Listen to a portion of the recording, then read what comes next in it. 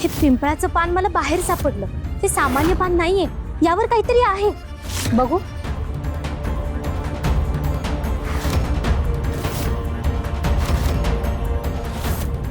हे इथे कसं आलं? कुणी आणून ठेवलं हे इथे? देवी, आमचा संदेश तुम्हाला मिळाला असेल अशी आशा आहे.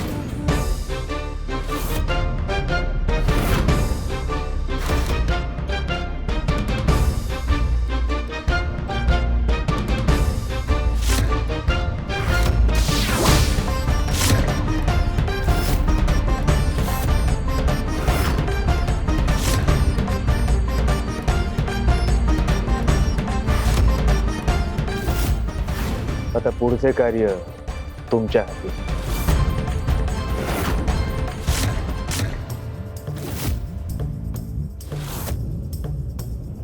काय हो माधू काका, असं निवांत का बसलाय? तुम्हाला काही कामधाम नाही का? अगं काम तर रोज करतोच की म्या, पण आज कसं आहे जरा निवांत येळ होता ना, म्हणून तर हे निसर्गाच्या सानिध्यात वगैरे बसलो जरा. अगं मग निघायचं का बा म्हणताय? काय ग, काय घरातून हाकलायचं बेत वगैरे आहे की काय? बरं आता तू जर म्हणतेच तर मग निघतो आत्ताच. अहो नाही हो नाही, म्हणजे तुळजाईच्या दरबारात कधी जायचं? हा 16 सोमवारची गोष्ट ऐकायला. वय ग, जायचं तर आहेच. मी बी तेच म्हणत होतो की निघायची वेळ झालीये. आम्ही पाठवलेला संदेश देवींपर्यंत पोहोचला आहे. त्या नक्कीच अधिक सावध झाल्या असतील. चातुर्मास पोथीच्या रक्षणासाठी त्यांनी कोणती योजना आखली आहे हे आम्हाला देखील पाहायचं आहे. काय हो काका, कसले विचार ठरवलात? आधीच उशीर झालाय. चला की. काय नाही, चल चल चला.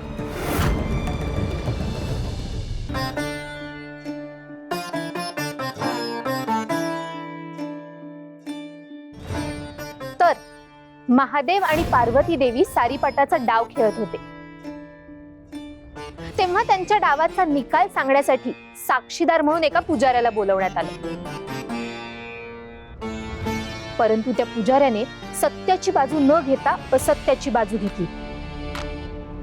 यावर क्रोधित होऊन पार्वती देवींनी त्याला कुष्ठरोगाचा शाप दिला. आम्ही तुला श्राप देतो. तुझ्या असत्याची साक्ष तुझंच शरीर देईल. या क्षणापासून तुला भयंकर कुष्ठरोग होईल. नाही देवी,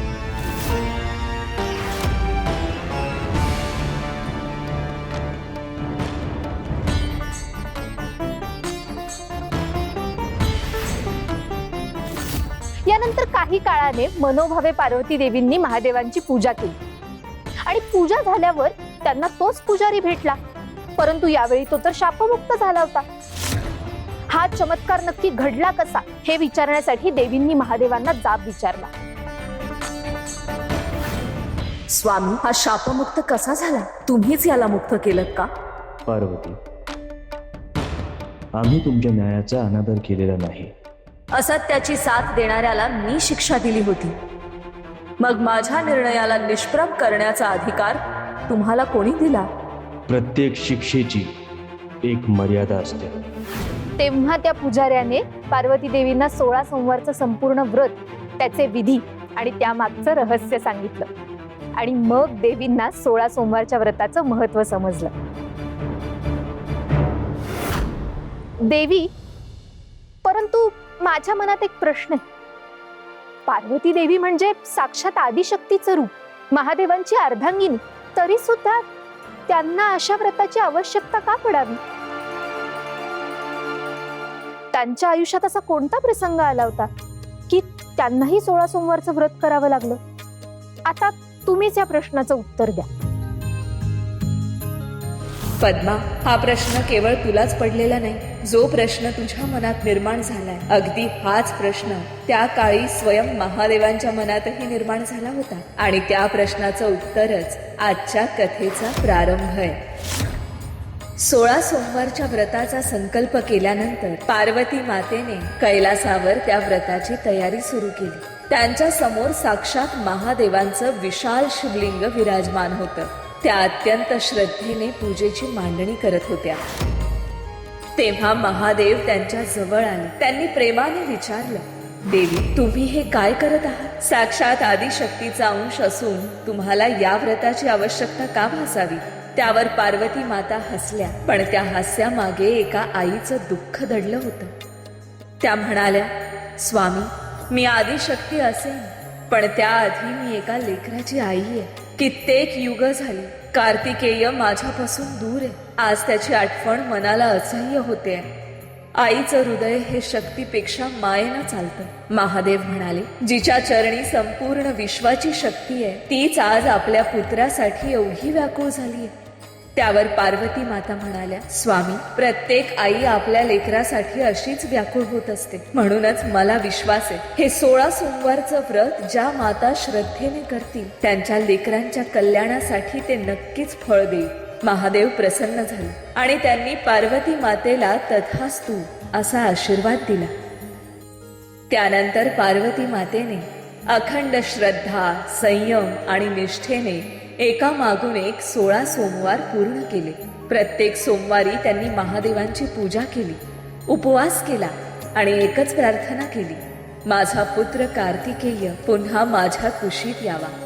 अखेर 16वा सोमवार पूर्ण झाला. पार्वती मातेने व्रताची सांगता केली आणि त्याच क्षणी त्यांच्या भक्तीला फळ प्राप्त झालं. आकाशात अचानक दिव्य प्रकाश प्रकट झाला. त्या प्रकाशातून मोरावर आरूढ झालेला कार्तिकेय कैलासाच्या दिशेने येताना दिसला. आपल्या पुत्राला पाहताच पार्वती मातेच्या डोळ्यात आनंदाश्रू दाटून आले. अनेक युगांची प्रतीक्षा त्या एका क्षणात संपली. देवी, अहो 16 सोमवारच्या व्रताने तर चमत्कार केला. आईपासून दुरावलेले मूल पुन्हा तिला भेटले.